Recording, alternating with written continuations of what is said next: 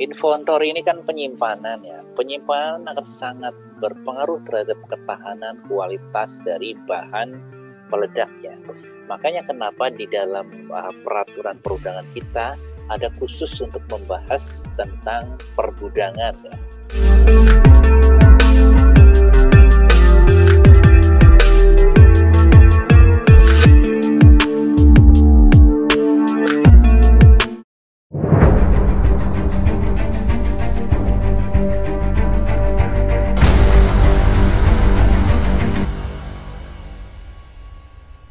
Nah, ini hubungan fragmentasi dengan lubang ledaknya. Jadi ukuran lubang ledak yang besar akan menghasilkan bongkahan fragmentasi. Sebaiknya kalau lubangnya besar ya disesuaikan, bahan peledaknya juga harus ditambah. Tapi kalau ditambah ya harus dilihat lagi ya. Kalau di sini kan berarti penambahan bahan peledak ini akan menghasilkan flying rock ya. Jadi lemparan batuannya pun akan semakin jauh. Harus hati-hati ya dalam mendesain ya. Termasuk jumlah bahan peledak yang digunakan. Kemudian pada batuan dengan intensitas retakan tinggi ya, ini jumlah bahan peledak sedikit dikombinasikan dengan jarak spasi pendek akan menghasilkan yang sesuai ya. Jadi kalau kita lihat ya jarak spasi pendek pasti akan menghasilkan fragmentasi yang kecil. Ya iyalah, karena kan jaraknya makin pendek pasti yang dilakukan lebih kecil. Yaitu tinggal di istilahnya di reka-reka ya, itu kan banyak rumus ya. Intinya kan di tiap lokasi itu pasti berbeda-beda ya, karena batuannya pun kekerasannya pasti berbeda-beda. Nah, kalau ini tentang fragmentasi batuan ya, kalau yang kita lihat di sini, ini untuk menaksir volume fragmentasi hasil peledakan ya. Ini merujuk ke volume ya, penghitungan geometri dengan mempertimbangkan faktor Bray atau soil factor. Kemarin pasti sudah lah ya, kalau untuk ini kan menghitung hasil peledakan itu kan cuma burden kali spasi kali tinggi jenjang ya, itu sudah hafal lah ya. Saya yakin sudah bisa semua. Nah ini kondisi bank ya, dalam artian BCM ya, bank kubik meter ya. Jadi kalau misalnya punya faktor Bray 82%, ya berarti tinggal dibagi dengan 0,82 ya. Jadi yang tadinya cuma 16.000 meter kubik ya, kalau sudah faktor Bray dimasukkan menjadi 20 meter kubik ya. Ini secara logika kan memang seperti itu ya. Kalau kita menggali tanah yang kalau diukur di dalam rancangan di peta ya, kalau kita menghitung cadangan, misal menghitung batuan dalam posisi di peta itu kan bank kubik meter, artinya belum dikenai masih asli ya, belum diberikan ya, itu pasti kan lebih padat ya. Tapi kalau dia sudah digali, yang tadinya 1 meter kubik ini kan bisa jadi 1,3 ya, ditumpuk kan belum padat itu berarti ada faktor Bray di sana ya, pasti volumenya lebih besar karena belum dipadatkan. Nah nanti kalau dipadatkan lagi pakai roller bisa jadi lebih kecil dari yang BCM ya. BCM lebih kecil dari BCM compact ya, yang sudah compact ya. Nah itu kalau menghitung volume ya. Fragmentasi, distribusi ukuran fragmentasinya ya, mulai dari bongkah sampai yang kecil itu diukur. Kenapa ini diukur? Ini erat kaitannya nanti untuk pelaporan ya. Untuk yang ini kualitas fragmentasi. Nah, di sini biasanya ditaksir ya. Paling tidak seperti ini ya. Ini salah satu contoh laporan yang cukup detail, jadi distribusinya itu dicatat ya. Ada yang lebih besar dari 100 cm ya, lebih besar dari 1 meter maksudnya kan. Ada yang 50 sampai 100, ada yang 20 sampai 49, atau ada yang di bawah 20 cm ya. Nah, di sini ini akhirnya prosentasenya terlihat ya, distribusinya terlihat berapa persen sih. Nah di sini nanti akan dilaporkan ke pengelolanya. Kalau dirasa ini oleh para pengelola itu harus diperbaiki ya, dengan distribusi hasil yang tidak diinginkan cukup besar, maka desain peledakannya pun bisa jadi akan diubah. Nah, untuk mengubah itu kan harus pakai kajian. Nah, kajiannya itu ya dari laporan-laporan ini yang dilakukan setiap pada peledakan. Nah, untuk mengukur bongkahan batu, ya ini kita kembali ke zaman kita SD atau SMP ya. Kalau batunya berbentuk balok, ya ini paling mudah, panjang kali lebar kali tinggi. Kalau batunya berbentuk seperti bola, ya pakailah rumus bola, ya gitu. Kalau seperti prisma, pakailah rumus prisma. Kalau seperti limas ya atau kerucut, pakailah rumus kerucut atau rumus limas ya untuk mengukur batuan tersebut. Ini kalau lupa ya ini rumus-rumusnya adalah seperti ini ya. Jadi seperti itu ya. Kalau untuk mengukur berapa sih volume dari batuan yang dihasilkan ya, atau fragmentasi dari hasil peledakan tadi. Sekarang kita ke penyebab misfire ya. Ini ada beberapa hal ya. Yang pertama tentang karena gagal produk, produknya yang cacat ya. Kemudian ada proses transportasi, ada pada saat inventory, ada pada saat handling, atau ada secara teknikal ataupun karena kondisi lapangannya ya. Nah, kalau produk ya, gagal produk ini biasanya disebabkan ya memang karena dari pabrikannya yang memang sudah cacat ya. Ini sering gagal produk itu terlihat ya.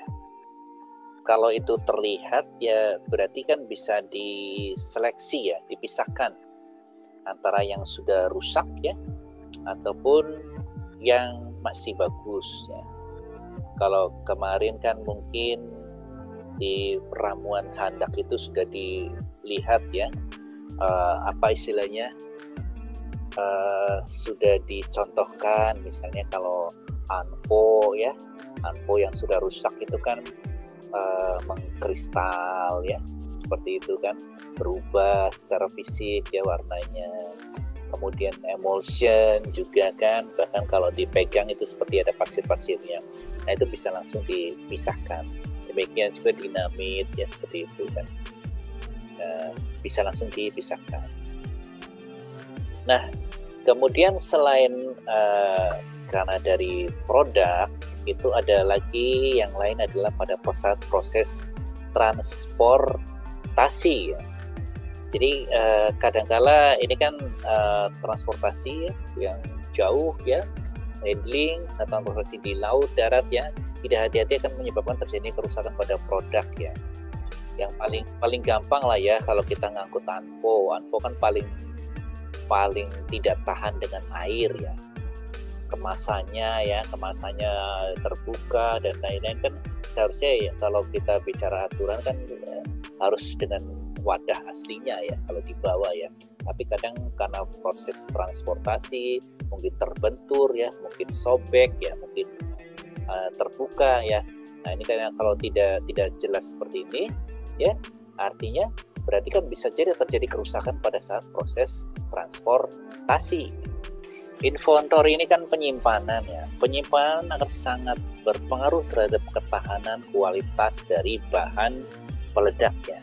Makanya kenapa di dalam peraturan perundangan kita ada khusus untuk membahas tentang pergudangan ya. Nah di pergudangan itu nanti ada syarat-syarat gudangnya, suhunya sudah jelas, jarak antar tumpukan ada ya, kemudian jarak ke jadi jarak tumpukan ke dinding juga sudah ada ya. Nah kemudian cukup sirkulasi udara. Yaitu kenapa spasi-spasinya itu ditentukan ya, jarak antar tumpukan ditentukan karena supaya cukup untuk sirkulasi udara. Suhu ruangan terjaga, tidak boleh terlalu panas karena harus dilihat ya, yang namanya bahan peledak itu kan salah satunya adalah peka terhadap panas juga, maka suhunya pun ditentukan. Tidak boleh terkena air atau matahari secara langsung ya. Dan pengaturan pengeluarannya pun FIFO. FIFO itu artinya first in, first out. Kenapa harus first in, first out ya? Yang namanya barang kan ya, yang pertama kali datang itu kan yang paling lama umurnya. Jadi yang pertama kali datang inilah yang harus dikeluarkan terlebih dulu, yang harus dipakai terlebih dulu. Maka itu ada aturan first in, first out. Yang pertama kali masuk, itulah yang pertama kali dikeluarkan. Ini menyangkut nanti ke masalah kadaluarsanya suatu bahan. Kalau sudah kadaluarsa kan biasanya ya sudah rusak ya, mungkin tidak meledak ya. Sedangkan sepatu safety aja ada kadaluarsanya, helm aja ada kadaluarsanya ya. Nah, apalagi bahan peledak kan, ada kadaluarsanya. Maka harus first in, first out. Apa yang masuk duluan, itulah yang dikeluarkan terlebih dahulu. Handling. Nah, handling ini tentang penanganan bahan peledak di lapangan, mulai dari eksplosif keluar dari gudang sampai ke lapangan dan kembali ke gudang juga diperlukan penanganan yang hati-hati. Nah, ini kan nanti masalah pengangkutan ya. Pengangkutan itu besok sama Pak Charles ya. Pak Charles itu kan membahas tentang pengangkutan. Nanti bagaimana handling yang baik ya dalam pengangkutan. Kemudian technical itu ketelitian dalam memperlakukan produk sehingga produk tidak menimbulkan kerusakan, itu sangat diperlukan. Jadi pada saat merangkai ya, pada saat tie up ya seperti itu ya, pada saat membawa ya secara teknis lah ya, secara teknis itu harus dilakukan dengan benar sesuai dengan arahan pabrik ya, atau SOP ya, atau aturan pemerintah. Nah, ini teknikal ya, jadi kesalahan teknis ini sering jadi faktor utama penyebab misfire ya.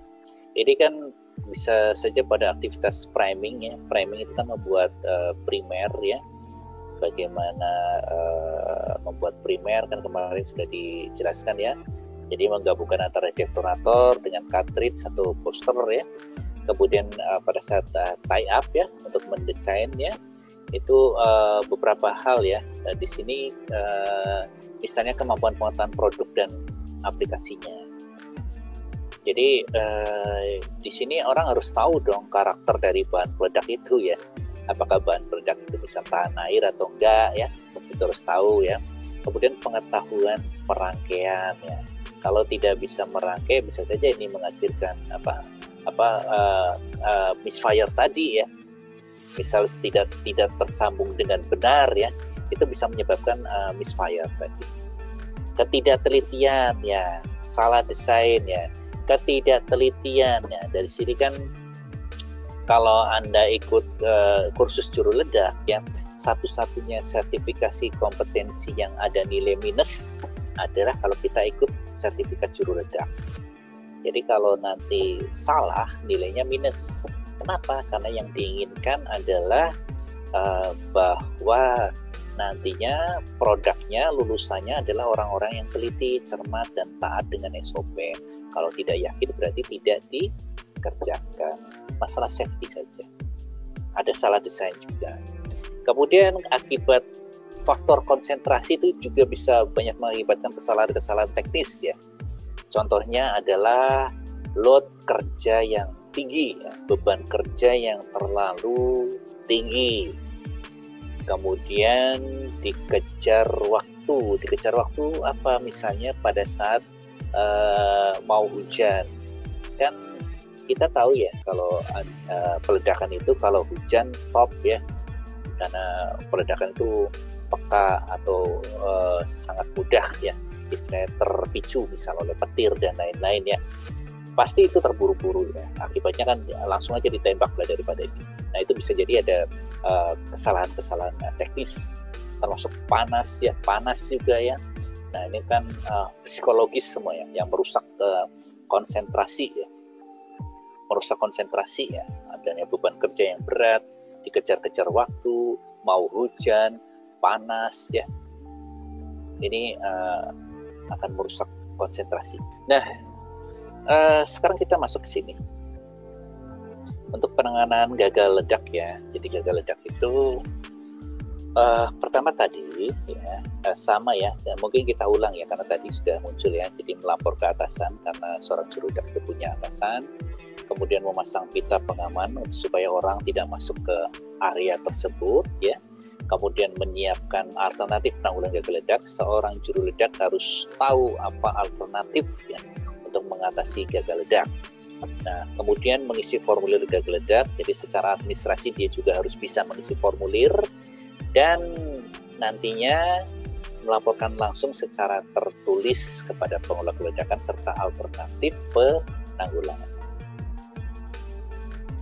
Oke, kita lihat di sini ya, ini penanganan pada sistem peledakan listrik. Untuk listrik ya, nah ini kan katakanlah ada yang dicurigai sudah gagal ledak ya, entah tumpukannya yang tidak sesuai, kelihatan belum meledak, entah ada kabel atau kawat yang utuh ya. Nah, dari sana diperiksa ya dengan galvanometer atau blastometer ya. Blastometer. Nah, kalau masih ada arus atau tahanannya juga apa istilahnya muncul, berarti kan detonatornya itu masih aktif ya. Kalau detonatornya masih aktif seperti itu, ya caranya mudah, tinggal disambungkan lagi ya kabelnya itu ya dengan kawat utama ya, dengan lead wire ya, kemudian dihubungkan ke blasting mesin, ditembak lagi. Tentunya di sana harus dibersihkan lokasi sekitar area baterai dari batu-batu kecil yang memungkinkan potensi untuk menjadi batu terbahan. Proses peledakannya seperti apa ya sesuai dengan prosedur peledakan biasa, sama dengan yang sebelumnya ya, pengamanannya ya semuanya lah. Tadi Pak Yudi kan mungkin sudah bicara tentang SOP peledakan ya. Jadi bagaimana pengamanan ketika kita akan meledakan, sama seperti itu untuk peledakan yang untuk gagal ledak ini. Nah, untuk sumbu ledak ini, kalau sumbu ledak itu kan sudah otomatis sudah jelas ya. Kalau sumbunya tidak meledak berarti telah terjadi gagal ledak ya. Nah, gimana kalau terjadi gagal ledak ya? Jadi pasang detonator listrik dengan kuat menggunakan selotip ya. Yang namanya sumbu ledak itu kan dia akan meledak dengan diawali oleh pemicunya. Pemicunya antara lain adalah detonator seperti ini. Jadi pasang lagi detonator listrik ya di selotip ya pada ujungnya ya, menghadap ke lubang ledak ya. Ya sudah, langsung detonator listrik ini disambungkan dengan kawat utama ke blasting mesin dan kemudian diledakkan kembali. Setelah sebelumnya dibersihkan lokasi sekitarnya dari barden, dari batu-batu kecil yang memungkinkan potensinya menjadi batu terbahan. Setelah itu diledakkan ya sesuai dengan prosedur. Prosedurnya seperti apa? Sama seperti meledakan yang biasanya. Kemudian pada sumbu api bagaimana? Nah, sumbu api itu biasanya kan kemungkinan karena lembab ya, seperti mercon itu ya karena lembab atau berair ya. Nah, kalau seperti ini itu kan agak sulit ya. Jadi kan tidak bisa serta-merta disambung sumbu apinya saja udah basah, maka keluarkan stemmingnya. Stemming itu kan penyumbatnya ya. Keluarkan sampai apa? Sampai isiannya terlihat. Sampai misalnya kalau diisi dengan anfonya itu terlihat ya. Sampai anfonya terlihat, kemudian dibuat primer lagi. Primer itu apa? Primer itu cartridge dan apa tadi? Detonator. Dibuat primer lagi. Nah, setelah dibuat primer lagi, ya masukkan ke situ. Jadi kan kalau kita bicara primer itu ada di mana? Primer itu bisa di bawah, bisa di tengah, bisa di atas. Asal menyentuh dari bahan peledaknya tadi. Nah, kalau sudah bisa dibuat primer ya tinggal dimasukkan ke bahan peledaknya, kemudian di stemming lagi. Nah, baru kemudian diledakkan lagi ulang ya. Perlu ditembak dengan sumbu api juga, atau kalau mau pakai sumbu listrik juga bisa. Nah, kalau sumbu nonel di sini kan beda dengan sumbu ledak yang bakal hancur ya. Dan kalau sumbu nonel ini kan dia bisa saja masih utuh, tapi kita nggak tahu ya, kita nggak tahu apakah dia masih bisa dipakai atau enggak. Berarti kan kita harus pastikan ya bahwa ada zat yang disebut HMX ya, yang di dalamnya itu masih ada atau enggak. Kalau enggak kan pasti sudah kebakar ya. Sebenarnya dari penampilan sudah kelihatan, tapi untuk meyakinkan bisa saja dipotong sedikit, dilihat ya apakah masih ada HMX-nya, ditiup, dicoba ya, dilihat apakah masih ada enggak. Kalau masih ada berarti dia masih utuh, masih bisa diledakkan kembali. Kalau masih bagus seperti itu, caranya sama, disambungkan dengan detonator listrik ya. Kemudian detonator listriknya disambungkan dengan kabel utama dan diledakkan pakai blasting mesin. Bila rusak, ya sama ya, tapi primer belum meledak kan keluarkan dulu stemmingnya, penyumbatnya. Ya, keluarkan penyumbatnya, setelah bahan peledaknya kelihatan, apakah itu misalnya ANFO ya, buat primer baru. Primer baru itu kan berarti detonator plus cartridge atau booster. Masukkan lagi, stemming lagi, diledakkan. Jadi prinsipnya sama ya, seperti itu ya. Jadi kalau memang masih utuh, masih bagus, ya tinggal disambungkan, diledakkan. Tapi kalau sudah rusak ya, tapi karena kita ingin menghancurkan bahan peledak yang di sana, memusnahkan, ya kita bikin primer baru. Ya, dimasukkan lagi ke dalam bahan peledaknya, di stemming lagi, dan diledakkan lagi. Itu prinsipnya sih, cuma dua itu. Nah, tapi ada alternatif lain ya. Ini alternatif penanganan gagal ledak ya. Ini pertama tadi ya, yang bagaimana mengeluarkan stemming yang ada. Artinya mengeluarkan stemming itu kan karena ya itu tadi, kita ingin menghancurkan bahan peledak yang di lubang ledak itu, yang ditengarai tidak meledak ya. Ini dengan primer baru, jadi stemmingnya dikeluarkan ya. Nah di sini kan misal ada sumbu ledak atau kawat detonator listrik ya, maka terpaksa harus mengeluarkan stemmingnya dari lubang gagal ledak itu. Nah ini bisa menggunakan kompresor ya untuk pekerjaan tersebut. Jadi kompresor itu kan cukup kuat ya tenaganya ya, cukup bisa pakai kompresor untuk membongkar itu ya. Jadi dikeluarkan ya dengan kompresor ya. Kemudian ya ini prosesnya saja, digerakkan ya, keluar naik sehingga bahan peledak ANFO ikut terhembus keluar ya. Kalau sudah keluar ANFO-nya ya, hentikan kompresor ya, maka sekarang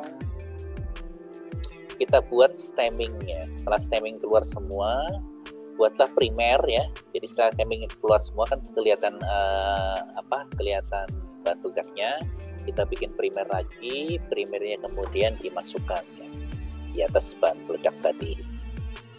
Nah setelah itu di stemming dan siap disambungkan untuk diledakkan dengan sumbu utama ya, detonator baru ya, tadi primer baru disambung ke sumbu utama sampai ke blasting mesin, siap diledakkan lagi setelah di stemming. Nah itu tadi ya, kalau kita ingin membongkar stemmingnya, jadi kita membuat primer baru ya, top priming ya di atas ya, jadi primer baru dan diledakkan kembali. Nah sekarang ada juga alternatif yang lain, menggali lubang ledak yang gagal ledak ya. Jadi di sini ini diambil gitu ya. Jadi dibongkar ya lubang ledaknya ini menggunakan shovel, beku atau dragline ya. Nah ini sangat berbahaya ya, karena di bawah itu ada bahan peledak yang bisa jadi masih aktif ya. Oleh karena itu ini biasanya dilakukan minimal 2 orang. Jadi kalau ada alternatif lain ini tidak dilakukan. Dan bahkan kadang ada operator-operator yang ada pun nggak berani melakukannya karena itu cukup baik. Harus diawasi lah. Jadi satu sama lain, yang satu mengoperasikan, yang satu mengawasi ya. Begitu nanti kelihatan ya, jadi adanya pengawas di sana melihat bahwa di sana misalnya sudah kelihatan ya, sudah melihat bahan peledak yang ada ya, maka segera mengangkat tangan dan bilang stop ya, karena itu berbahaya. Bahan peledak dikeluarkan menggunakan kompresor ya, jadi sudah terbongkar kan, sudah kelihatan, baru dikeluarkan dengan kompresor dengan prosedur yang sebelumnya tadi. Ya. Kalau ini tertimbun ya, kan nggak kelihatan ya. Nah, ada juga model menetralisasi bahan peledak. Nah, kalau yang kita tahu bahwa bahan peledaknya ANFO ini kan dengan mudah dapat dinetralisir dengan menggunakan air ya. Jadi masukkan aja air ke dalam lubang ledak itu. Untuk meyakinkannya ya dipompa dengan air bertekanan ya. Jadi supaya ANFO-nya itu larut ya. Nah, kalau dengan emulsion, water gel atau slurry atau cartridge primer yang tidak dapat larut, ya ini tetap harus dilakukan penggalian ya, diambil ya, atau diledakkan ulang karena berbahaya. Dan yang berikutnya terakhir ini kan ya, kalau semuanya itu sulit dilakukan, akhirnya kita bikin lubang baru di sebelahnya. Ya katakanlah jaraknya sekitar 50 cm sampai 100 cm ya. Kita bukan bikin lubang baru di sebelah lubang lama yang tidak meledak lagi, lubang diisi kemudian diledakkan. Nah, diharapkan dengan efek dari sympathetic detonation ini, dengan meledakkan lubang di sebelahnya, maka lubang sebelahnya juga akan meledak juga. Nah, yang perlu diperhatikan di sini ya, juru bornya ya. Juru bornya itu kan mengebor lubang di sebelah lubang yang tidak meledak. Ini harus presisi ya. Katakanlah tadi 50 cm ya 50 cm, lurus terus ya. Kalau dia bergeser ya berapa derajat, bisa jadi dia kena lubang yang lama ya. Kalau kena lubang yang lama, kena bahan peledak yang ada di dalam, karena adanya tekanan, gesekan, panas ya, dia akan meledak ya, sudah sialnya, berarti terjadi kecelakaan. Nah, itu alternatif dari pengenangan gagal ledak. Nah, sekarang kita masuk ke peledakan bongkah. Peledakan bongkah ya, silakan. Ini adalah kita harus kenal dulu yang namanya bongkahan batu ya, atau boulder. Apa sih yang disebut boulder itu? Boulder itu adalah fragmentasi hasil peledakan berupa bahan bongkah yang besar yang tidak dapat diambil oleh alat muat ataupun tidak bisa masuk ke dalam crusher. Artinya tidak bisa dilakukan proses berikutnya karena dimuat pakai alat muat pun tidak bisa, dimasukkan crusher apalagi ya. Karena apa? Biasanya rata-rata mulut crusher itu kan 80 cm. Nah, makanya rata-rata orang mendeskripsikan bahwa boulder itu yang besarnya lebih dari 80 cm diameternya. Padahal bukan itu. Asal dia tidak bisa dikenai proses berikutnya, maka itu sudah disebut dengan boulder. Nah, boulder adalah ukuran fragmentasi maksimum yang masih dapat diterima oleh proses berikutnya. Ini definisi yang benar. Maka dia harus dipisahkan karena tidak bisa dikenai proses berikutnya, kan disingkir-singkirkan ya. Dengan alat mekanis ya, pakai eskavator ya, pakai wheel loader atau dengan bulldozer, singkirkan, dikumpulkan, disisihkan. Nah, boulder ini kalau dipisahkan sebaiknya tidak jauh dari tumpukan hasil peledakan, dan untuk karena apa? Karena untuk siap nanti akan diledakkan kembali. Cuma disingkir-singkirkan saja karena nanti kemungkinan akan diledakkan kembali ya. Oke, kita lihat ya, batuan sebesar inilah yang disebut boulder. Kan apa? Eskavator ya, wheel loader ya, itu nggak akan bisa ngangkat ini, paketnya kan tidak sebesar ini. Apalagi nanti masuk ke crusher, nggak akan bisa masuk ke crusher ya. Ya, ini caranya seperti apa ya penanganannya? Salah satu yang paling sering dilakukan adalah memecah batu boulder itu dengan hammer ya. Hammer itu bisa pick hammer ataupun pakai hydraulic hammer yang berupa alat mekanis. Contohnya ini ya.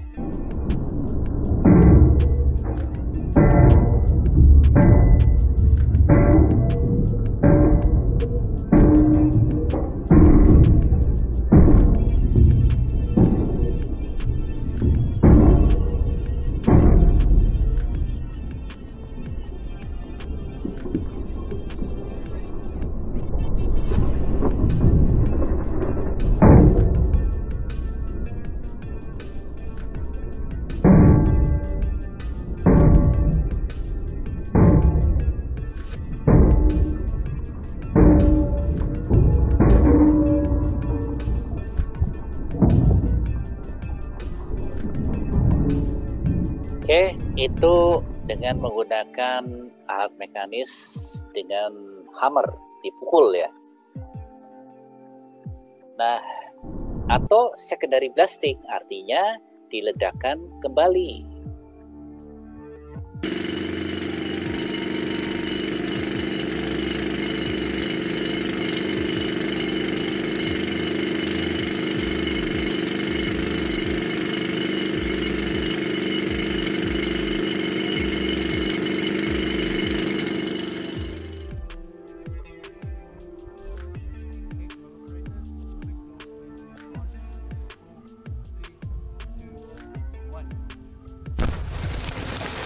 Oke, itu secondary blasting, artinya diledakkan kembali ya.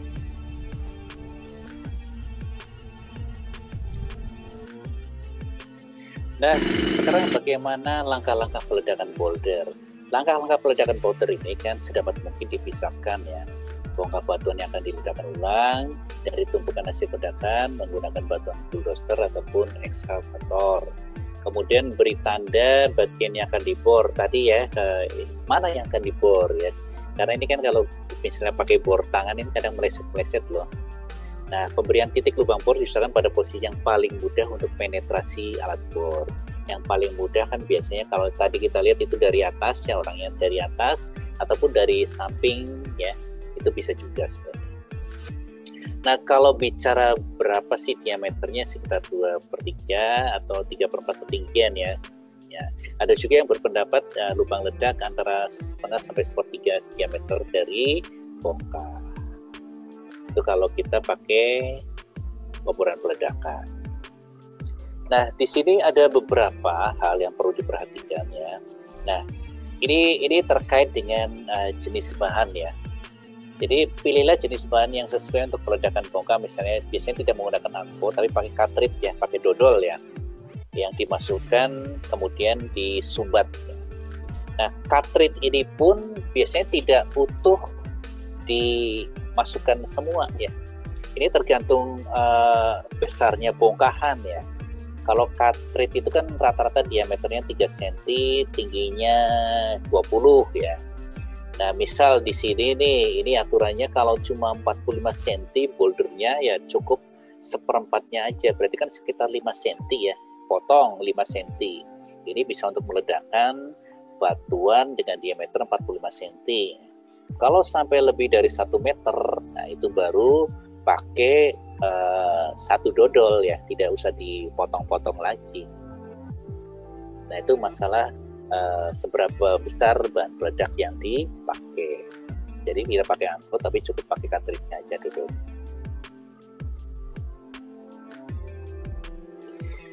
Nah, bisa juga kalau kita mengacu ke volume ya. Misal nih, kita ada yang namanya specific charge cartridge ya. Jadi gram per meter kubik ya. Jadi artinya kan seberapa besar cartridge-nya dalam ukuran gram untuk nantinya meledakkan batuan tersebut ya. Nah, kalau di sini kan kita lihat bisa saja karena untuk mengakomodir banyaknya gram dari bahan peledak itu sampai harus ada 2 lubang ledak ya dalam satu batuan ya. Nah, ini pengaruh ya kondisi bongkarnya seperti apa. Misalnya di atas permukaan bisa aja sekitar 50 sampai 100 ya. Separuh tanamnya di bawah tanah maka 100 sampai 150. Kalau tertanam di dalam bawah tanah berarti harus lebih besar lagi.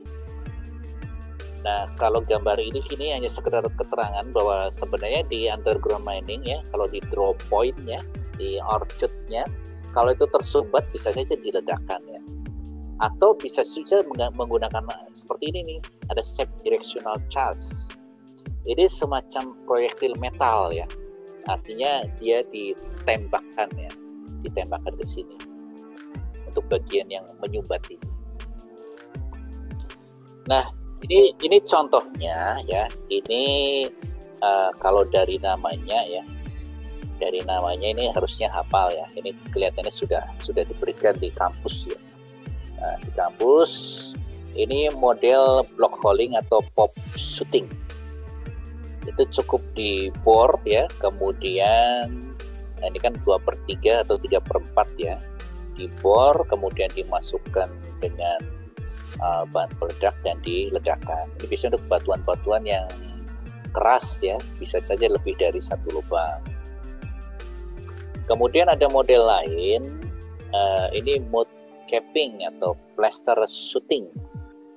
Ini biasanya cuma menempelkan bahan peledak itu di permukaan, kemudian dilekatkan dengan lumpur atau lempung ya. Ini cenderung bukan untuk batuan-batuan yang keras ya, karena kan tidak pakai bor ya, tidak dibor ya. Kemudian satu lagi, ini ada yang disebut snake holing. Snake holing ini tujuannya adalah untuk karena ini kan di bawah ya di sini. Ini untuk batuan yang sebagian terpendam ya. Jadi sekaligus selain meledakkan, dia untuk mengangkat batuan tersebut ya ke permukaan. Maka muncul di sini istilah snake holing. Karena ibaratnya seperti ular ya, masuk ke dalam tanah ya. Snake holing. Bukan snack ini ya, jajan ya. Kalau kita jajan kan tiap sore ada snacknya, dikasih snack ya, bukan gitu. Oke. Karena ada loh, saya beberapa kali ujian lihat nulisnya snack holing gitu, snack makanan ya. Oke, ini laporan ya. Laporan itu berbentuk form yang berisi ada rencana peledakannya, kemudian setelah peledakan bagaimana, ada tidak gagal ledaknya ya, ada ledakan ulangnya juga seperti apa kalau memang ada ya. Nah, ini formulir laporan rutin. Jadi ada informasi kapan ya, kemudian kondisi cuacanya seperti apa, karena pengaruh nih cuaca nih. Terus ada geometri peledakannya seperti apa, jumlah dan jenis bahan peledaknya, estimasi produksi, pudder faktor ya, sketsa rencana peledakan ya, sistemnya ya.